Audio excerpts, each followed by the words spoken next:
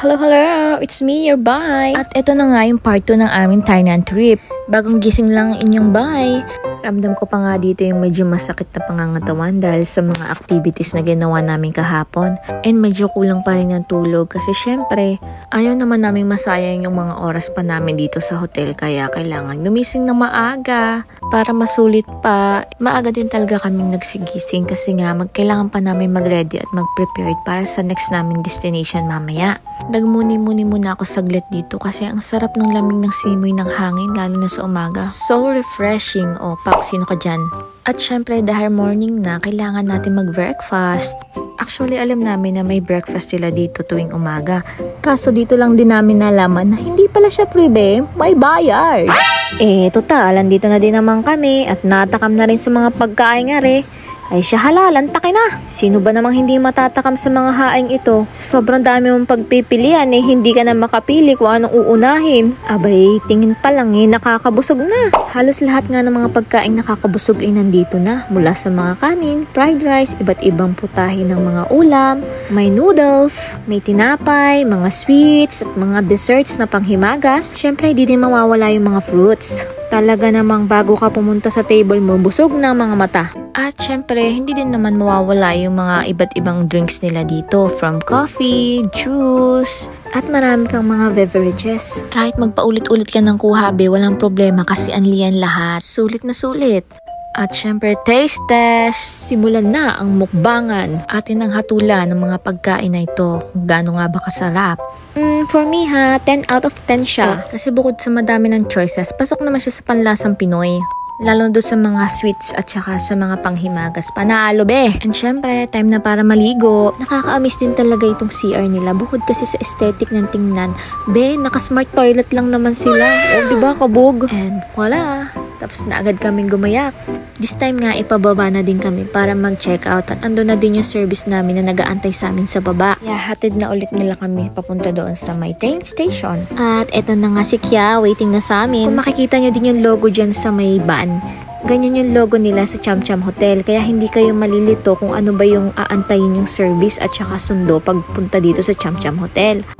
At the moment of truth, babay na Cham Cham Hotel. Salamat sa magandang serbisyo. Hanggang sa muli! And fast forward, andito naman na kami ngayon sa may Tendrum Cultural Village.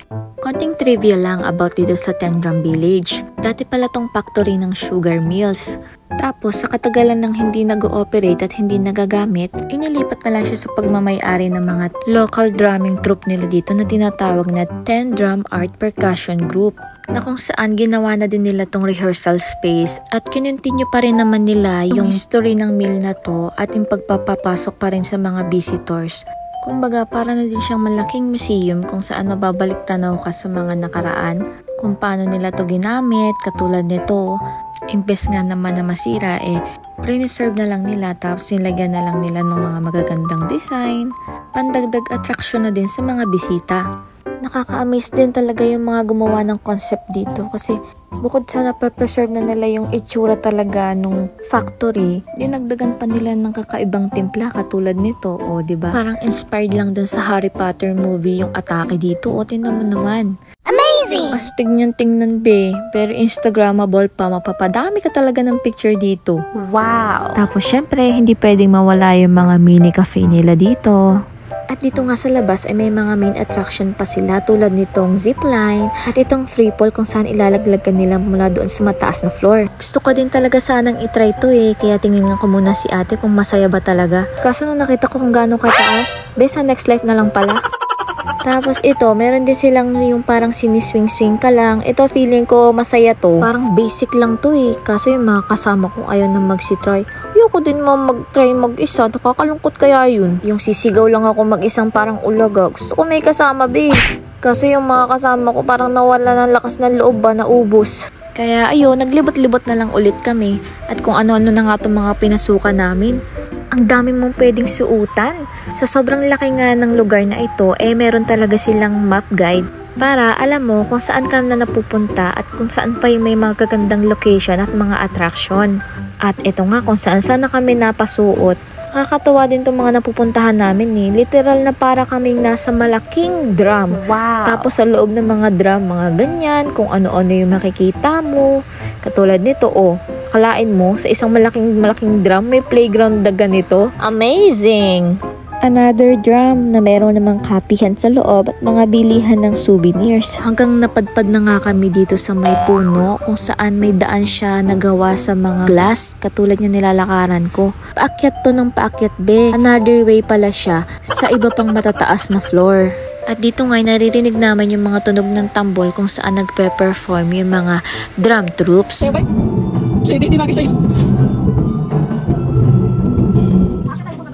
O, diba? Mapapainda ka talaga. At ito nga pala isa sa mga souvenir shop na pinasukan namin. Napakadami nga ang pamimilian dito ng mga souvenirs na pwede mong bilhin tulad ng mga pang-display sa bahay or pampasalubong at kung ano-ano pang mga accessories. Syempre, for the tingin din naman itong mga kasama ko. Kala mo talaga may bibilihin. Hoy!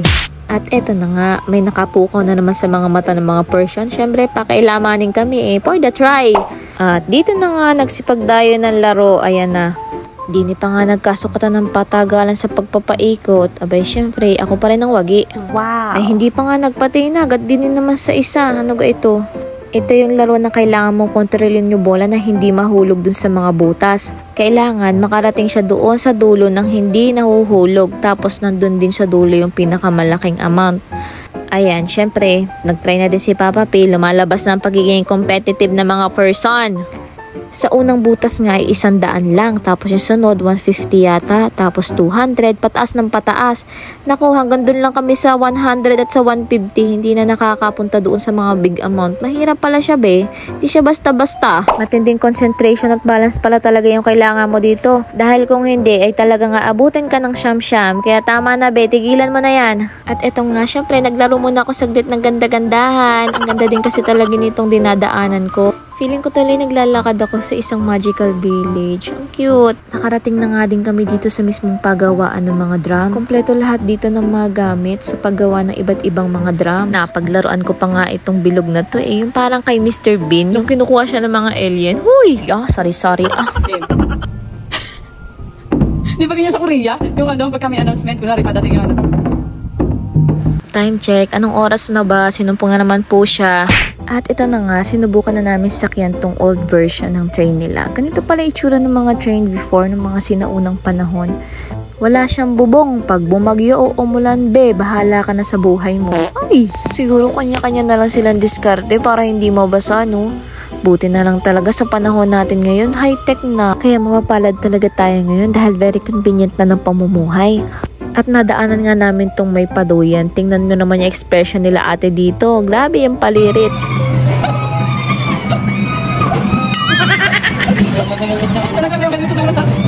Iba yung inilabas nilang emotion doon. Grabe naman. And mabalik tayo dito sa aming short train trip. Ayan, ang cute to. Para talaga kaming dinala sa nakaraan. Tapos makikita mo dito yung parang mga old street at mga sinaunang villages. Nakakatawa lang talaga itong experience namin ito kasi bukod sa bago nga lang to sa amin, alam mo yung parang binabalik ka talaga sa nakaraan na ganito pala yung mga pamumuhay nila before, na napakapayak, alam mo yun, na yung mga sinaunang tao is ganito lang yung mga pamumuhay nila, sobrang simple. Nakakatuwa lang dahil na-preserve nila tong ganito at nakikita natin ngayon kung paano sila nabubuhay noon. Kumbaga, nagbabalik tanaw tayo sa mga nakaraan. At nabivisualize natin at nagkakaroon pa tayo ng mga idea kung paano sila nakasurvive at namumuhay ng mga naunang panahon pa. Amazing, diba? At eto na nga po si ate girl, may susubukan na naman. Tinry ko lang naman tong 360 VR or yung video reality game kung saan ma-experience mo na parang totoo yung mga nangyayari sa'yo dyan, yung mga nakikita mo doon sa games. As in, ipaparamdam na talaga na parang totoo yung nangyayari. Wow! Tapos may time pa dyan na parang iikot-ikutin ka. Parang yung pagpapaikot niya sa'yo dati. Ay, hindi ganon. Pero napakasaya din naman experience to since first time ko nga. Ayan, enjoy na enjoy pa si ate girl kahit pinaikot-ikot na siya ng paulit-ulit. Happy pa din.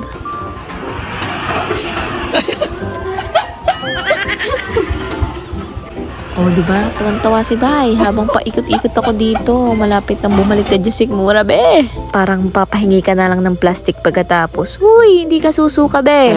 Bawal yun. At pagkatapos ko nga mahimasmasan, ayan, naglibot-libot pa ulit kami at hanggang sa nakarating na kami dito. Ayan. For the drummers naman ang peg ng mga babaysot. Wow. Pre-tutorial and experience na din nga pala yan para sa mga gusto mag-try ng mga drums nila.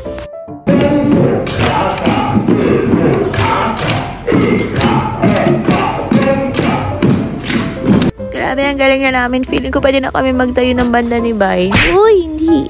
And wala, grabe yung transition. Nagbabanda-banda lang kanina. Andito naman na kami ngayon sa may... Ano yan? Pa-Titanic ba ito, be? Uy! Jack, where are you, Jack? Jack, come back! Charot. Hindi ko na din alam kung nasaan kami. Basta, sinubukan na namin tong magbabangka-bangka ka dyan. Tapos magpa-ekot-ekot ka dyan. Magsagwan-sagwan ka ba? Wala, trip lang talaga namin magpakapagod sa buhay. Uy! At dyan nga may tinuturo akong pagong kasi feeling ko gusto niya sumama sa akin. Halika na, uwi na tayo. Ay, hindi. O siya, itigil na yung kahibangan na yan at kailangan na pala namin bumaba. Tapos na, be. At syempre, medyo paggabi na din on time na yan. Kaya pumunta na kami dito sa aming last spot. Wow! Kung saan napakataas na ng part na to. And dito mas kitang-kita yung napakagandang sunset. Ang perfect ng timing ng aming pag-akyat dito. And yan, kitang-kita mo din yung, ano bang tawag dyan? Basta yung mataas na tore. And ayan, kanya-kanya nga kaming silip doon sa parang binocular kung saan mas makikita mo ng malapitan yung sunset. Ang ganda! Medyo malapit na din talagang mag-agaw dilim ng time na yan. Kaya sandali na lang din bumaba na din kami. And for the uwi na ang mga person. And voila! Ito na yung pangatlong araw ng aming Tainan trip. Medyo limitado na nga pala yung time namin dito. Kasi syempre, sa bandang hapon yan, kailangan na namin bumalik pa uwi. And magbabiyahe pa kami ng mga ilang oras. Kaya dito na lang muna kami pumunta sa may Chimay Museum. At dun nga pala sa isa naming pinasukang entrance, ito agad ang bumungad, mga kainan. And syempre, hindi mawawala dyan ang 7-Eleven. Yan lang naman nagiging savior namin sa lahat ng mga gala namin. Kasi bukod sa convenient na, very affordable pa. Saan ka pa, diba? And pagkatapos nga namin mag 7-Eleven, ito lang naman yung bumungad sa amin. Wow! Grabe, napakaganda niya! Alam mo yung feeling ko dito, parang hindi siya museum, parang siyang palasyo. At syempre sa palasyo, hindi mawawala ang Disney Princess. Uy, teka, mukhang kalaban to ng Disney Princess. And after ko nga mag-emote-emote doon, ayan, sinimula na din namin ng maglibot-libot. And ito na yung mga nakikita namin. And surprisingly, itong mga animals na to, ganyan na pala talaga yung exactly sukat nila. Kumbaga, binis talaga nila in reality. Tapos na-amaze din ako dito sa halos kamao ko ng ngipin ng isang megalodon. Isa lang naman siya sa mga malalaking shark na extinct species na ngayon. Tapos ayan, yung mga dinosaur eggs daw na nabasa ko lang dyan. Nung nag-e-exist pa sila noong mga sinaunang panahon. Grabe, nakaka-amaze and at the same time, nakakatakot. Kasi paano na lang pala kung buhay na tayo ng mga panahong iyan? Be, feeling ko hindi na talaga tayo abot ng 100 years niyan at nalapa na ng mga hayop. May nakita nga pala kami ditong name ng kuga, yung puma. Tapos nakita namin yung suot ni Papa P. Nakapuma din kasi siya. Sabi namin, hala, dito yata siguro kinuha yun. Ayan o, yan siguro pala inspired yung puma. Huy, invento ka. Hindi namin sure Haka-haka lang namin to. Sobrang dami nga din naming nakitang mga magagandang sculpture dito. Sobrang gagaling lang talaga ng mga sculptor, no? Kasi napakagaling nila. Biruin mo, nakagawa nila yung mga ganyan na parang kala mo talaga tao. Siguradong grabe din talaga yung exert nilang effort dito, no? Isa pa dyan yung time kung gano'n nila ito kahabang gagawin. Tapos yung imagination pa nila kung paano nila ito mabubuo. Ay, grabe, amazing, saludo talaga. Nung mga sandaling ito nga is sobrang galak na galak yung puso ko sa mga nakikita ko.